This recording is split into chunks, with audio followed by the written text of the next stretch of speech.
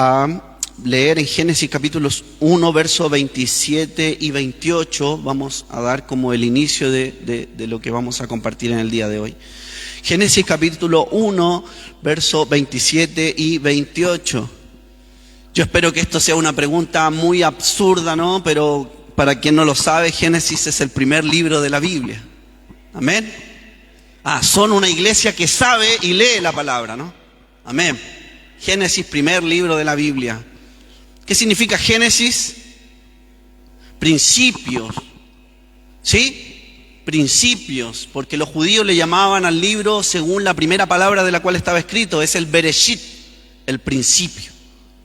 Amén. Si usted tiene Génesis 1, capítulo 1, versos 27 y 28, le invito a que se ponga de pie y le vamos a dar lectura a estos dos versículos. Bueno, dice así el verso 27. Y creó Dios al hombre a su imagen, a imagen de Dios lo creó, varón y hembra los creó. Y los bendijo Dios y les dijo: fructificad y multiplicaos, llenad la tierra y sojuzgadla, y señoread en los peces del mar, en las aves de los cielos y en todas las bestias que se mueven sobre la tierra. Hasta ahí su palabra. Toma asiento, por favor. Normalmente cuando leemos un párrafo como el que quizás estoy leyendo en este momento, alguien diría, bueno, quizás esta va a ser una reunión de niños, ¿no? Porque muchas veces leemos el Génesis como el capítulo 1, el verso 2 y el 3 y decimos, bueno, quizás el hermano Jorge ahora va a pasar un par de hojas y unos lápices de colores para cada uno de nosotros, para que compartamos hoy lo que dice el Génesis. Vamos a ver que cuando Dios nos muestra en su palabra que creó, dice, al hombre y creó a la mujer, pregunta que se van ocurriendo en el momento: ¿quién lo creó usted?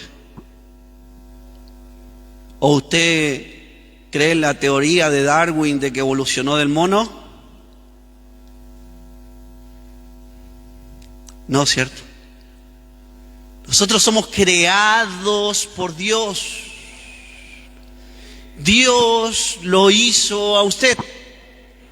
Dios diseñó e hizo el momento, el tiempo, en el lugar. Él prefijó los tiempos en el cual usted había de venir a esta tierra.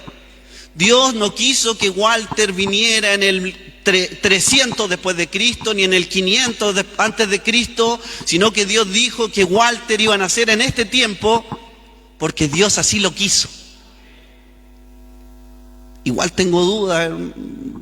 Si usted cree que viene del mono, o si usted cree que cuando un compañero de colegio, le hablo a los más chicos, dice no porque venimos del mono, dígale que vaya a saludar a su familia al zoológico. Usted no viene del mono.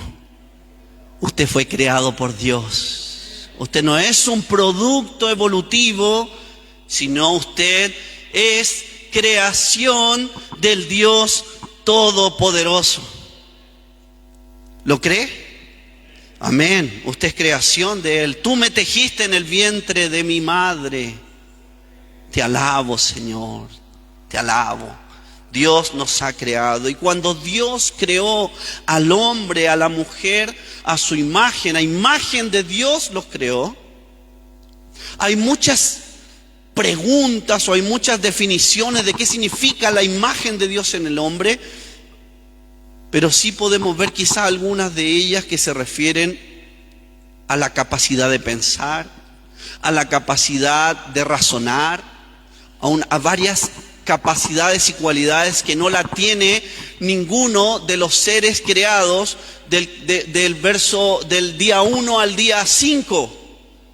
Solo el hombre es creado a imagen y semejanza de Dios y tiene una capacidad intelectual, razonable, para comunicarse, para compartir, para relacionarse también con Dios. El hombre y la mujer son la corona de la creación de Dios. La máxima creación de Dios en el huerto de Edén, en el Génesis, es la creación del hombre. Usted no es poca cosa, y con esto no digo que se suba y que sea soberbio y que sea altanero, sino que digo que usted es una creación especial, maravillosa de Dios. Mire su cuerpo, mire sus manos. Si no hubiera, yo la otra vez pensaba, si el Señor no hubiera hecho los dedos tiesos, no podría moverlo. Pero nos dio hasta un rango así como que el cuerpo. Una vez iban a operar a mi hija de los pies y decía, el caballero tenía fotos de pies por todos lados y el movimiento y el hueso y todo. Y decía, es que el pie es un diseño increíble. Y al doctor yo le dije, ese es el punto, le dije yo. Es un gran diseño, ¿verdad? Sí, me dijo, porque donde hay un diseño, hay un diseñador. Y él me dijo, bueno, yo no creo mucho en eso. Usted lo está diciendo. Y donde hay un diseñador, hay alguien tras de ese diseño. Y ese es el Dios que creó los cielos y la tierra y que lo creó a usted. ¿Lo cree esto, no? ¿De verdad? Amén. Es un hecho cierto. Dios nos creó, Dios nos diseñó, Dios te hizo y permitió que estuviéramos vivos en este tiempo. Dice el verso 28, una vez que los creó, Dios les da unas órdenes. Y dice que, y los bendijo Dios. A ambos. Los bendijo Dios y les dijo, fructificad y multiplicaos. Llenad la tierra y sojuzgadla. El hombre hizo caso en este sentido, se multiplicó, comenzó, tuvieron hijos, etc. Pero había una orden también en esto, que el hombre debía sojuzgar la tierra. Sojuzgar significa dominar, tener autoridad sobre todas las cosas creadas, lo que se movía, los peces del mar, las aves de la tierra. El hombre era, por así decirlo, alegóricamente, el representante de Dios en la tierra.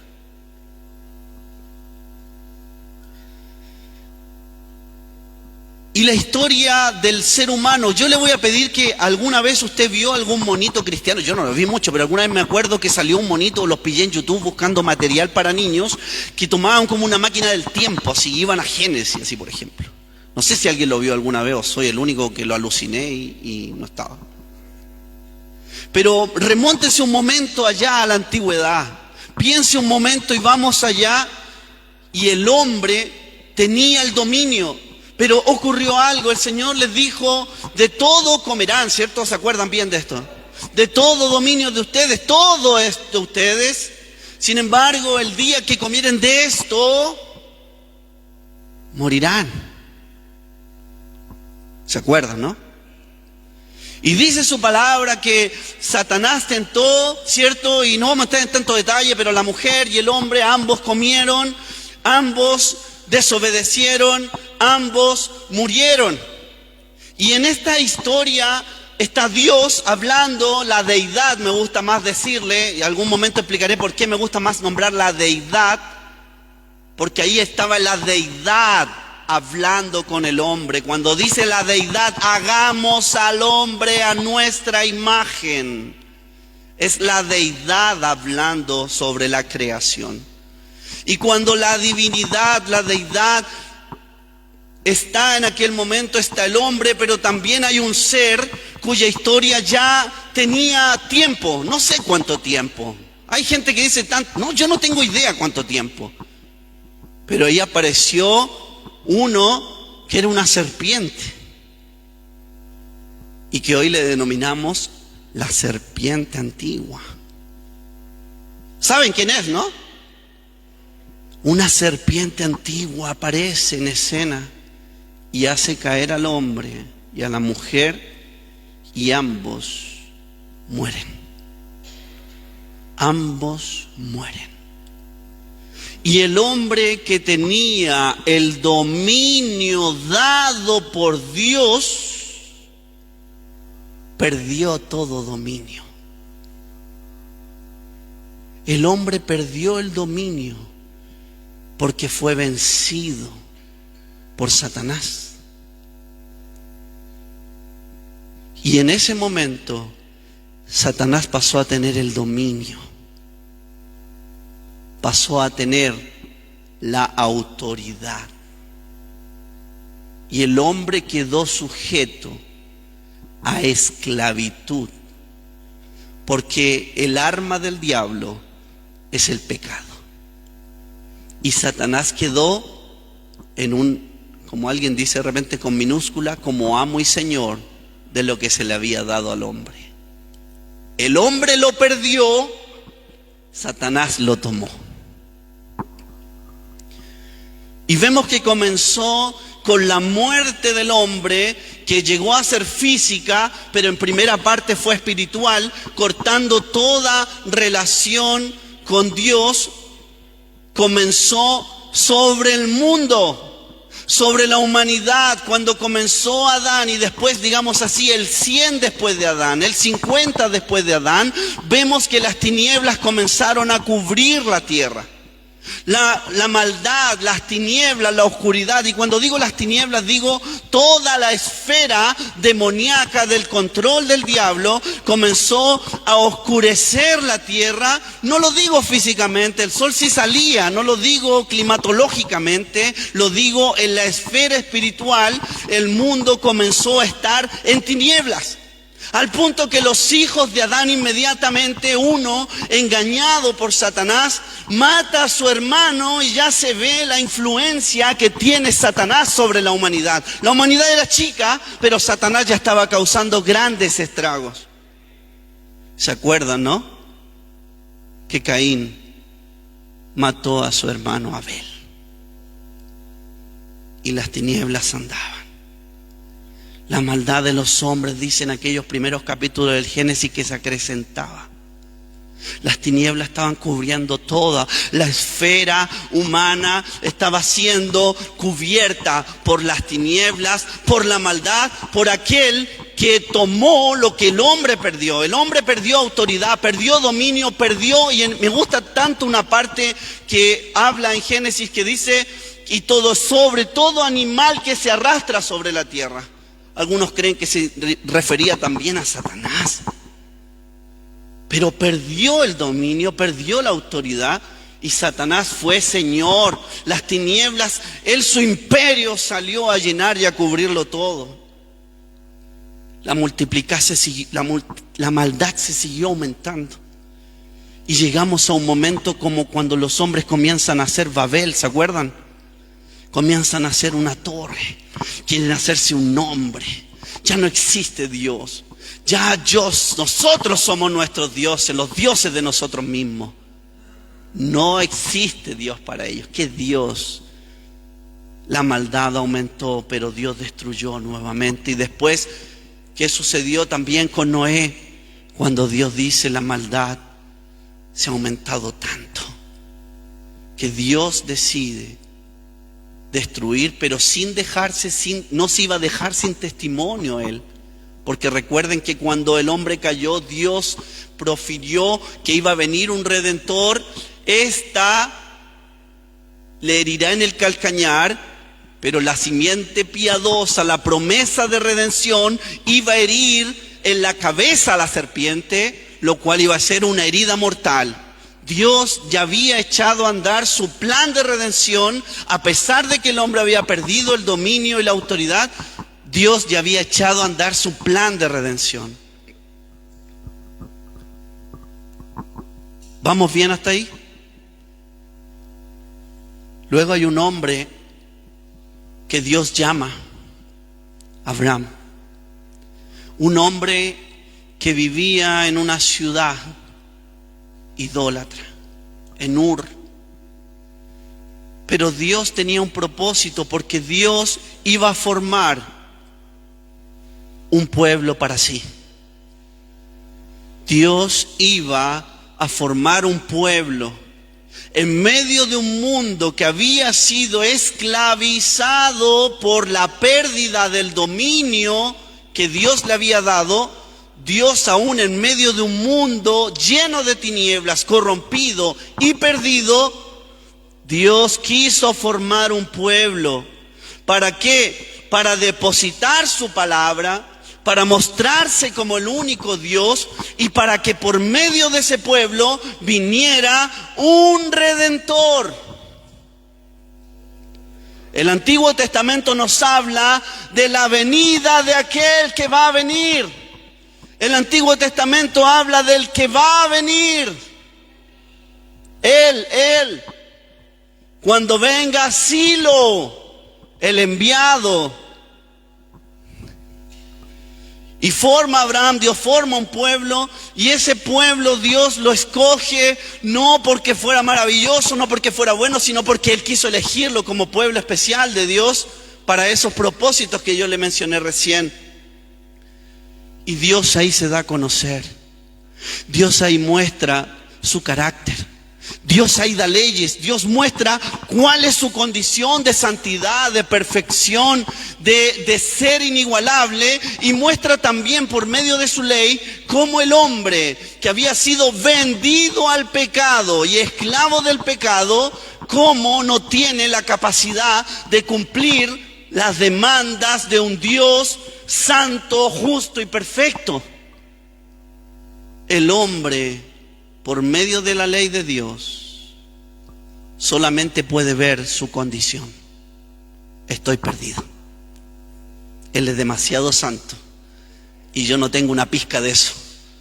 Él es perfecto y no tengo ninguna capacidad de alcanzar aquello. Estoy condenado. Y ahí viene nuevamente algo. El hombre, cuando pecó en el huerto, se hizo esclavo del pecado.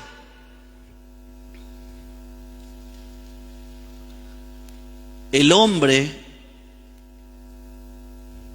y la mujer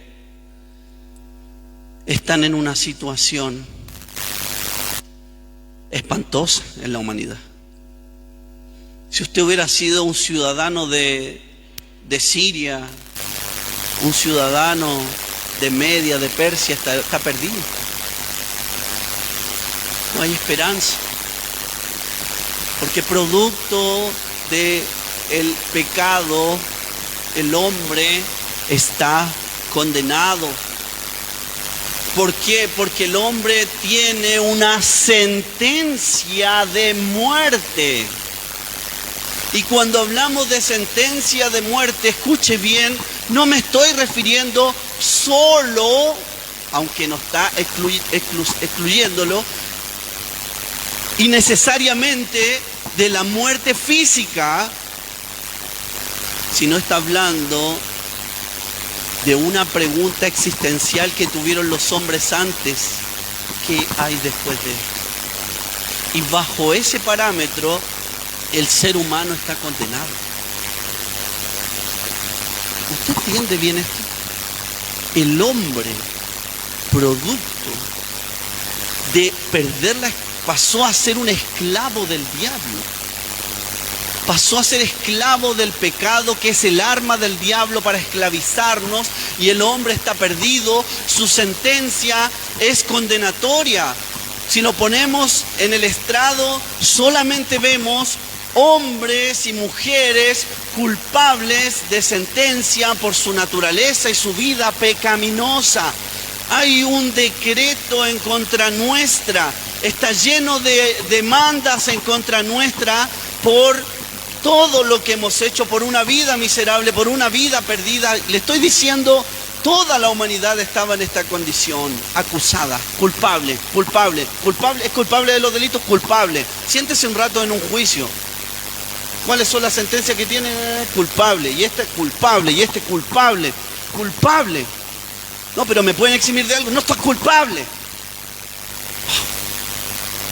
Culpable.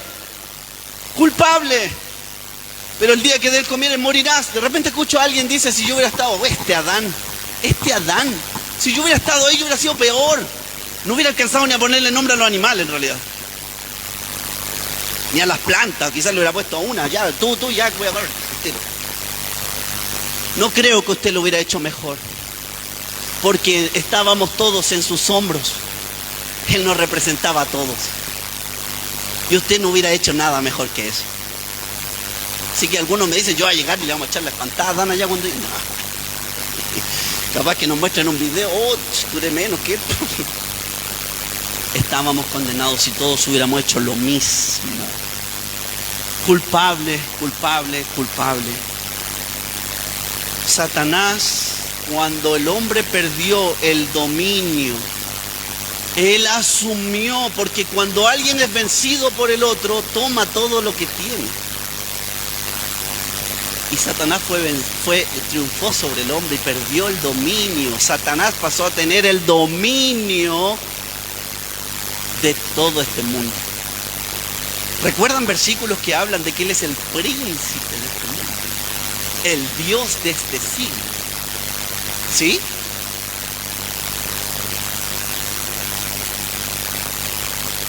Entonces vemos también que el ser humano, por el temor a la muerte, estaba sujeto a servidumbre. Según la palabra de Dios, el ser humano pasó a ser esclavo, totalmente esclavo. Imagínense en este momento, ¿alguien vio la película El Gladiador? A usted no, es película mundial. Disculpen que sea tan carnal, ¿no? ¿Alguien la vio? Sí, ahora sí, ahora sí.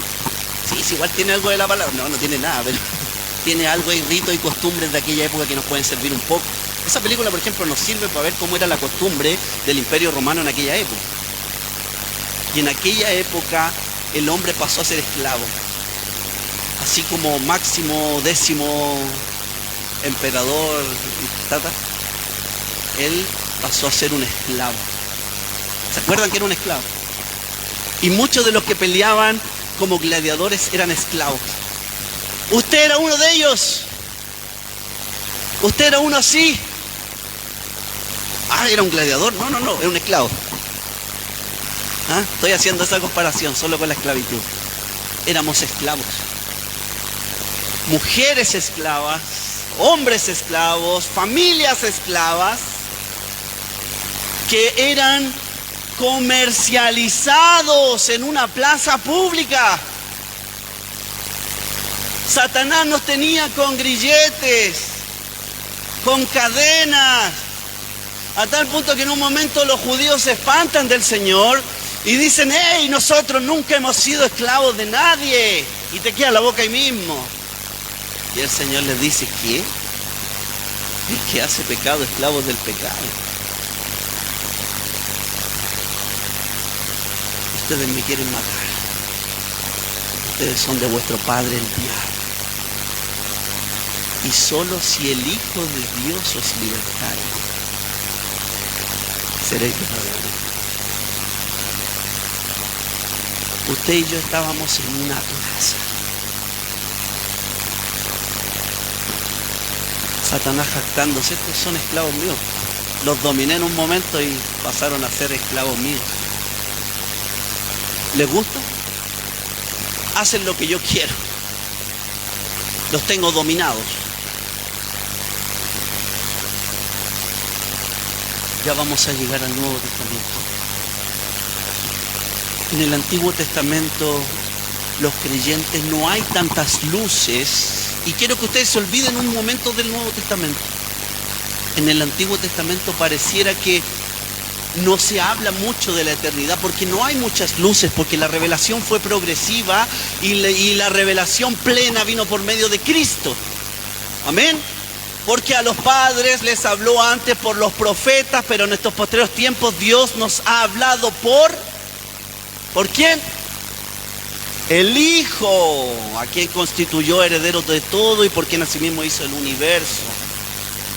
Ustedes están en el antiguo pacto, no hay tantas luces. Y me acuerdo cuando Abraham, lo anoté acá, ¿cuál era la recompensa, por así decir, respecto a la eternidad? Dios no le dijo, vaya a estar en el cielo por siempre. No. Será reunido con tus padres. Eso había igual temor a la muerte en mucha gente.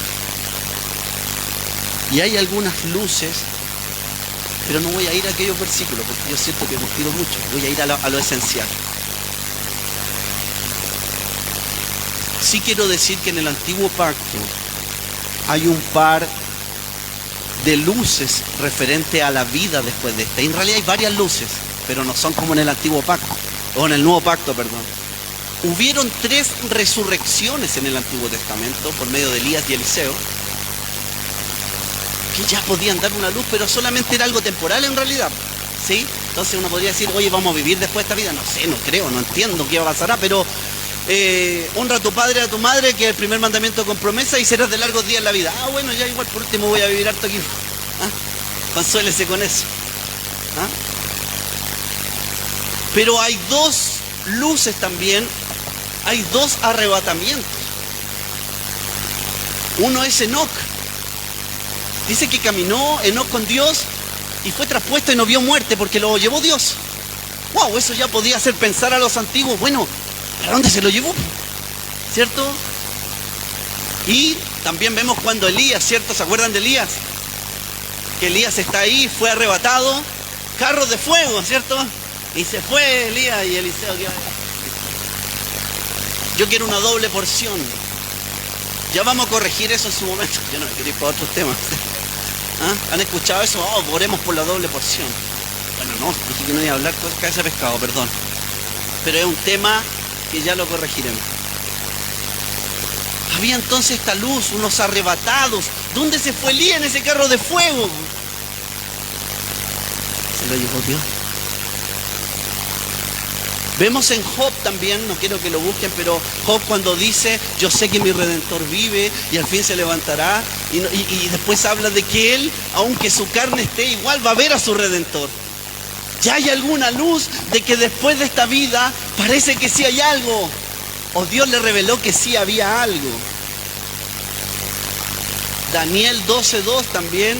Si alguien me puede buscar Daniel 12:2 por favor, e Isaías 25:8. Daniel 12:2, Isaías 25:8 y el Salmo 49:15, por favor, y que alguien se ponga en pie y lo lea fuerte a viva voz.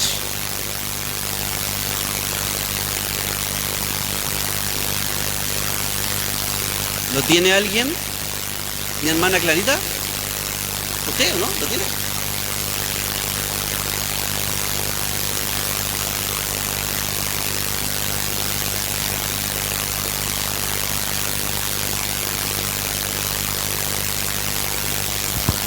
Eso es Daniel, ¿no? Daniel 12:2, amén. Y muchos de los que duermen serán despertados. ¡Wow! Usted dirá, ¿y por qué los saduceos en el Nuevo Testamento no creían en la resurrección? ¿Sabían eso, no? Los saduceos no creían en la resurrección. Porque los saduceos solamente creían en los 5 primeros libros de la Biblia. A diferencia de los fariseos que creían en los 5 primeros libros de la Biblia y creían a los profetas, creían a los libros históricos también. ¡Wow! ¿Vieron ese verso que sale ahí? ¿Alguien tiene el otro versículo? Isaías y Salmos. Amén.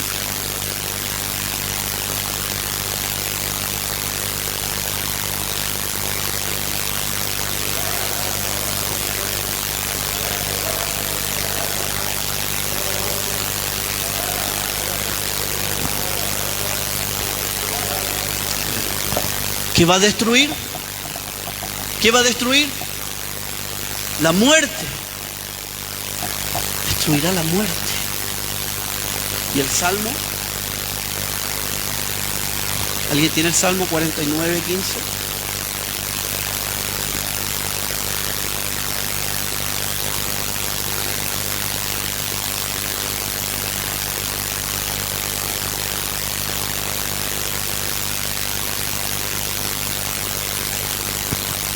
Porque Dios redimirá mi vida del Seol.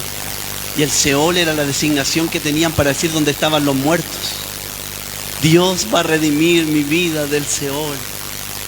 Ya habían ciertas luces respecto a esto. Podemos resumir entonces que el hombre tenía el dominio y lo perdió. ¿Quién se quedó con el dominio? Satanás. Y usó el pecado para tenernos ahí amarrados y atados a más no poder al género humano, atadísimo. Pero el antiguo pacto, las profecías, y las profecías las dieron los hombres. ¿Quién da la profecía? Con confianza diga, ¿quién da la profecía?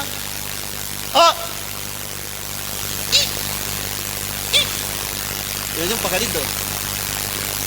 ¿Quién da la profecía? Todavía no escucho. Dios, Dios, dígalo con seguridad. Dios da la profecía. Porque nunca la profecía fue traída por voluntad humana, sino que los santos hombres de Dios hablaron siendo inspirados por el Espíritu Santo. Nunca fue traída por voluntad humana, nunca. Dios da la profecía. Cuando vaya a un lugar y le dicen profetiza, profetiza, son mentirosos. La profecía no viene por lo que a mí se me ocurre o mi estado de ánimo. La profecía es, Dios dijo esto. Y no es porque a mí se me ocurrió o yo quiera pensar positivo o quiera decir, hermano, voy a profetizar sobre ti. Hijos del diablo o hijos ignorantes. La profecía viene de Dios. Es Dios que dice, vino palabra de Jehová a mí. Di esto.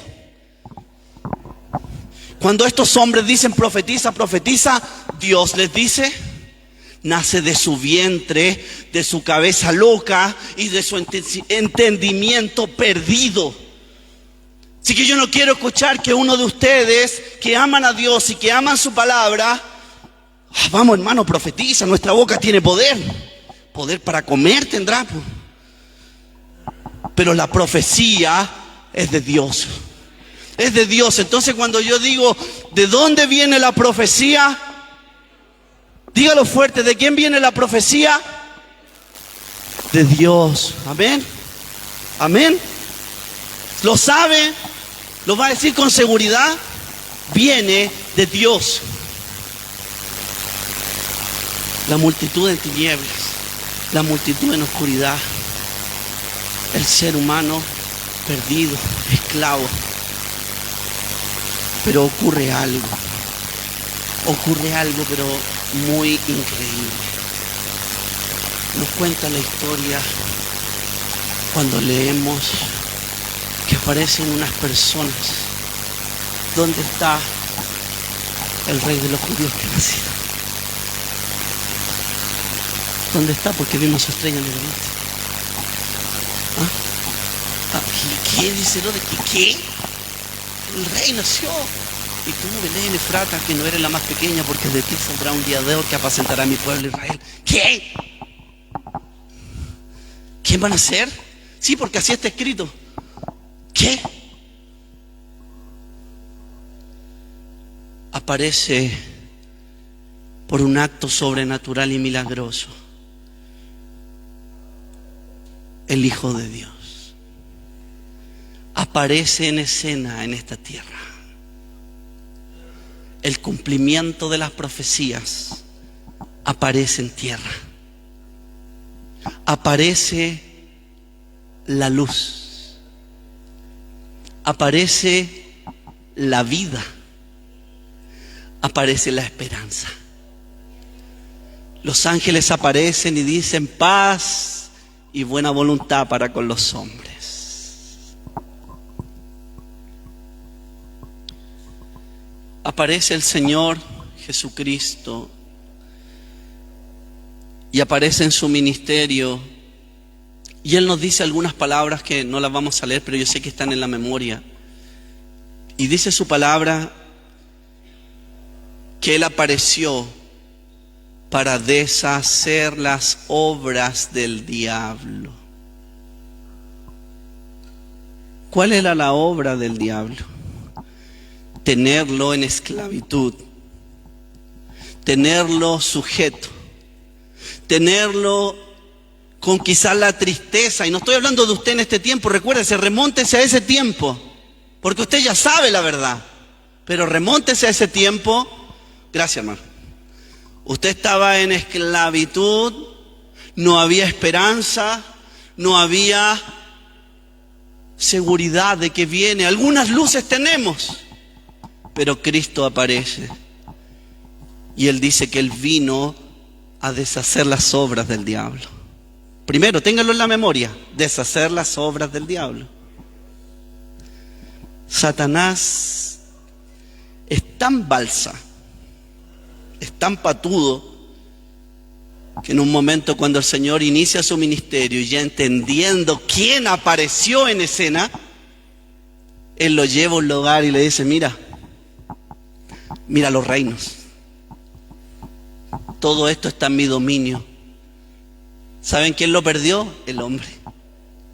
Satanás tenía el dominio y le dice al Hijo de Dios: todo esto te daré si postrado me adoras.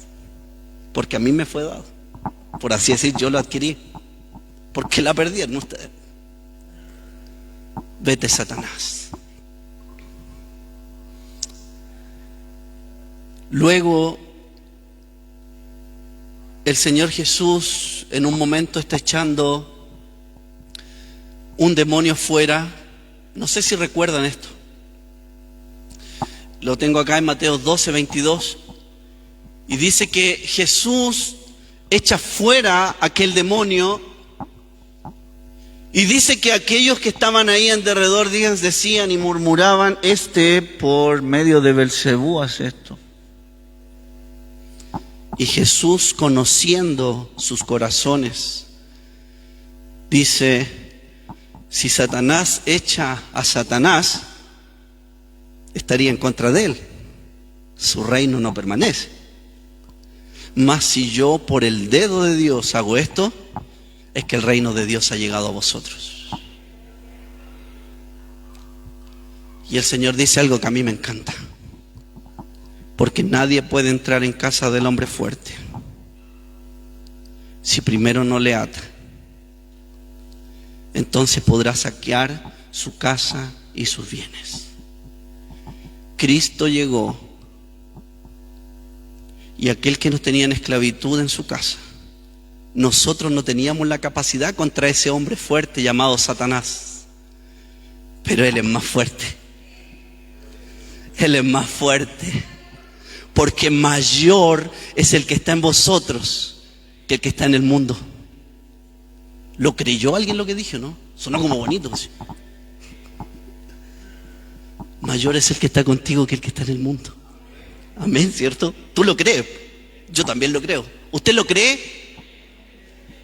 Y Él llegó, pescó a Satanás, lo ató y saqueó su casa. Le quitó el dominio, le quitó la autoridad. Me encanta cuando los discípulos dicen en esa parte: Señor, los demonios se nos sujetan en tu nombre. Y el Señor Jesús dice algo que a mí me impacta: yo vi a Satanás caer como un rayo desde el cielo. Fue echado fuera y Satanás fue atado para liberarte a ti, para liberarme a mí. Tú estabas en la plaza amarrado, y la palabra redención que tanto hablamos significa en términos simples comprar. Y nosotros estábamos atados, esclavizados. No me gusta mucho usar ciertas palabras, pero la palabra redención viene de una palabra griega que significa agorazo, que significa comprar en el mercado. Agorazo. Nosotros estábamos en el mercado y el Señor hizo una redención, hizo un agorazo y nos compró. Y usted dirá: ¿para qué dice eso? ¿Para que suene bonito? No, no lo digo para eso, porque tiene tres términos. Una significa también con una preposición antes, dice exagorazo. Y exagorazo significa comprar y llevárselo. Y tú estabas en la plaza pública y el Señor te compró, y el Señor te tomó, y el Señor te sacó. Y hay una palabra tercera en el griego que significa lutró. Y lutró significa las mismas anteriores, pero también ponerte en libertad. Tú estabas esclavo, tú tenías grilletes, tú tenías cadenas, tú estabas en una plaza, Satanás te tenía atado, pero el Señor te compró y te sacó de la plaza, te compró, te sacó de la plaza y te dio libertad. Porque si el Hijo de Dios os libertare, seréis verdaderamente libres. Gracias, Señor. Gracias, Señor. Apareció Cristo. Apareció Cristo. Apareció en la tierra. Como dice Juan, dice, y el Verbo se hizo carne y vimos su gloria, gloria como del unigénito del Padre, lleno de gracia y de verdad. Yo vi su gloria, dice Juan, yo la vi. Yo vi su gloria.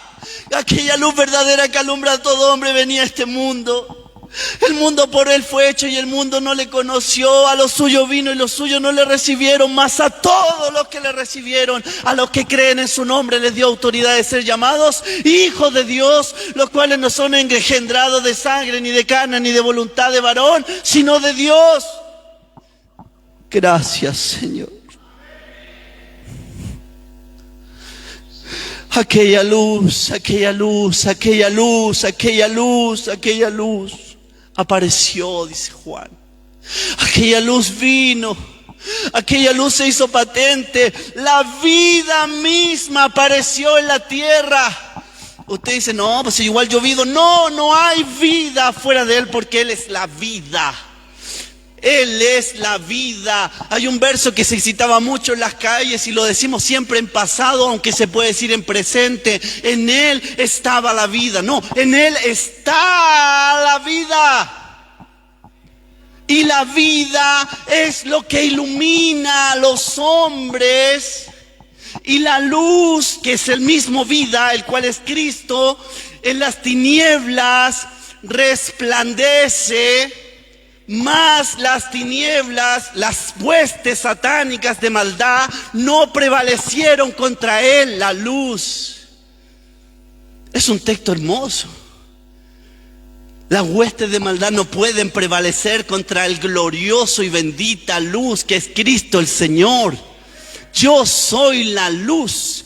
Entre tanto que estoy en el mundo, luz soy del mundo. Eso dice el Señor. La muerte dominó. La muerte. ¿Qué pasaría si tú en este momento no supieras qué viene después de esta vida? Piénsalo un momento. Que es la pregunta que hoy intelectualmente ocurre en muchos lugares. Hoy en día dicen, después de esta vida no hay otra. En la universidad y en los estudios, los compañeros de trabajo dirán, bueno, hay que disfrutar porque no creo en otra vida después de esta. Pero sin embargo, algunos también se complican y dicen, pucha, le tengo miedo a la muerte. Por la incertidumbre que hay de lo que viene después. Sin embargo, nosotros creemos en aquel que levantó a Lázaro y que dijo dos cosas muy importantes. Yo soy la resurrección. ¿Saben que la resurrección es un mazazo a la muerte? Es pescar con un mazo y darle en la cabeza a la muerte. Yo soy la resurrección y soy la vida. Él se denomina como la resurrección y la vida. Sin embargo, acuérdense que estoy hablando y esta predicación la hice en una forma cronológica, ¿sí? Todavía Cristo está con nosotros. Ustedes están en la máquina del tiempo. Estamos en los evangelios. Cristo aún nos entrega, ¿bueno? Entonces Jesús en Lucas 22:53, que yo también lo voy a buscar, porque no me acuerdo lo que dice, pero si lo anoté es porque algo dice. De hecho, obvio que algo dice. Y Lucas 22:53, sí recuerdo lo que dice, pero no exactamente. Lucas 22:53, cuando Jesús ya iba a ser tomado, dice, cuando lo vinieron a tomar, cuando lo vinieron para llevárselo, bueno, dice, habiendo estado con vosotros cada día en el templo, no extendisteis las manos contra mí, mas esta, escuche bien, mas esta es vuestra hora y la potestad de las tinieblas. No sé si entiende esto, pero vamos a analizar. Cristo nos dijo, yo soy la resurrección y la vida. Cristo dijo esto y esto, yo vine y esto otro. Sin embargo, aquí se lo llevaban. Y Él le dice a quienes vinieron por Él, esta es la hora de ustedes y la autoridad de las tinieblas. Es el momento de las tinieblas. Después en Juan 14:30, también el Señor en su última oración, también antes de ser llevado, Él ya sabiendo lo que ya se venía, la crucifixión, Él dice que viene el príncipe de este mundo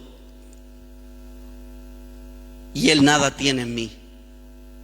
Era un momento en que Satanás seguramente, o el plan diabólico, sentía que ya tenía acorralado a Cristo. Cristo dio su vida, estuvo en el madero de la cruz. Imagínense cuando murió. Ustedes no ven que cuando el Señor murió, vamos de nuevo, acuérdense, estamos en ese momento nosotros, con ellos, pongámonos con ellos. Ellos nos dijeron, gracias Señor, moriste. No, ¿cierto? Pero ¿cómo murió? Se acabó y todo lo que nos dijo. Como dijeron algunos que estaban ahí, a otros salvó. Sálvate a ti mismo. Pero entonces tampoco era Él, después de todo lo que hizo, tampoco era. Cuando iban los del camino de Emaús,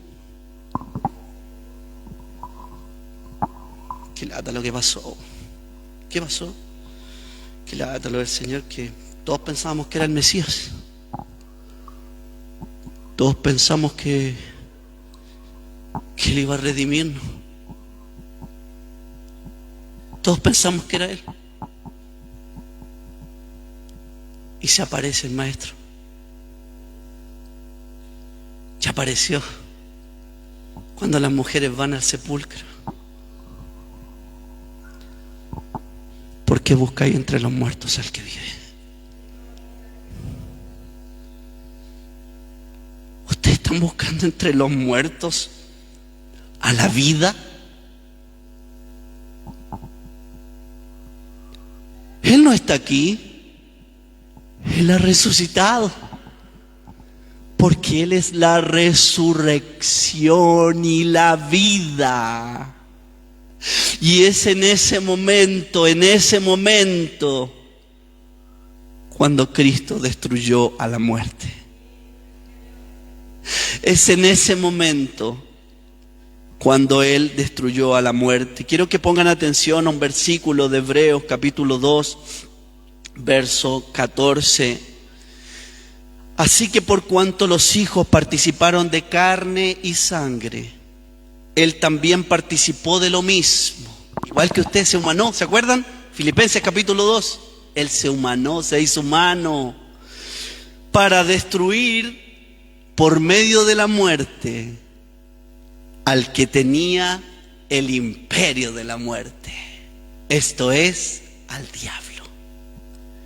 Cristo con su muerte destruyó al que tenía el imperio de la muerte. Porque ¿dónde está muerte si ya la venció?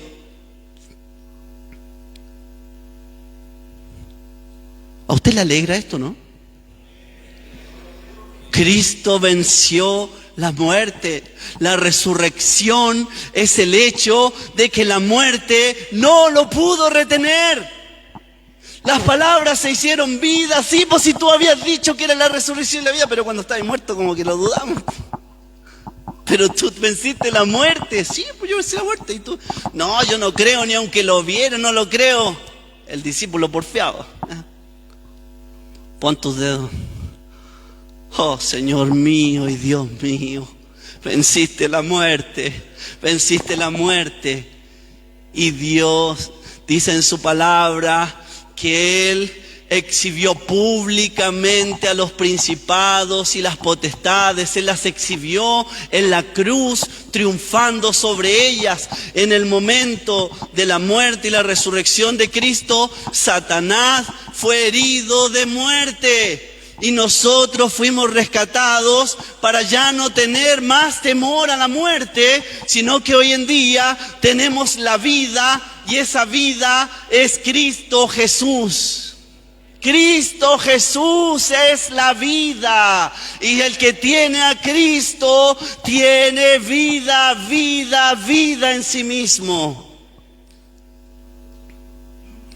Venció la muerte, conquistó la muerte.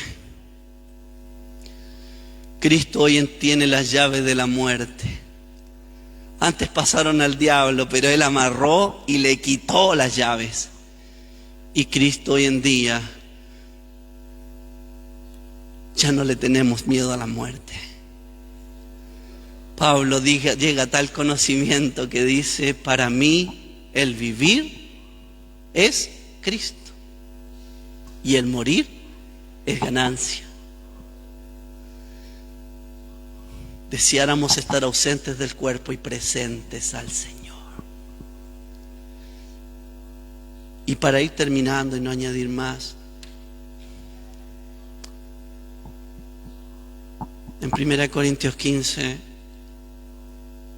el apóstol Pablo escribiendo dice: ¿dónde está, oh muerte, tu aguijón?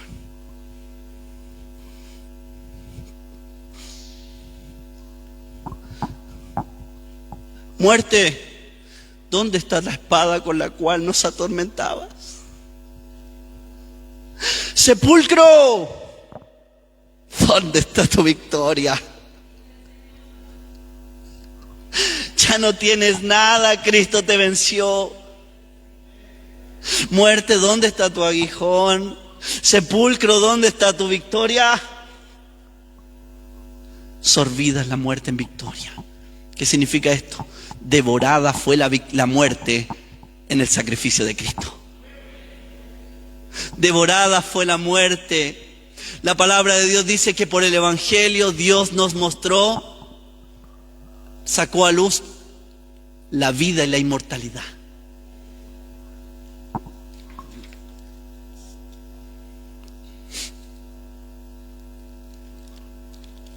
¿Está cansado?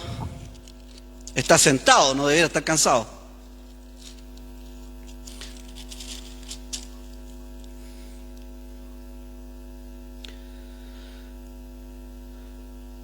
Dice el verso 8 de 2 Timoteo 1, del 8 al 10: por tanto no te avergüences de dar testimonio de nuestro Señor ni de mí, preso suyo, sino participa de las aflicciones por el Evangelio según el poder de Dios, quien nos salvó y llamó con llamamiento santo, no conforme a nuestras obras, sino según el propósito suyo y la gracia que nos fue dada en Cristo Jesús antes de los tiempos de los siglos, pero que ahora ha sido manifestada por la aparición de nuestro Salvador Jesucristo, el cual quitó la muerte y sacó a luz la vida y la inmortalidad. Es por medio de Cristo que Dios nos mostró la vida y la inmortalidad. La muerte está vencida. Está vencida. Dios nos restauró. Cristo es nuestra vida. Cristo es nuestra resurrección. El que cree en mí, aunque esté muerto, vivirá. Nos ponemos de pie y vamos a orar al Señor. Amén. Le voy a pedir en este momento, le voy a pedir a mi hermana Roxana que nos lleve en una oración. Nos ponemos todos de pie, por favor.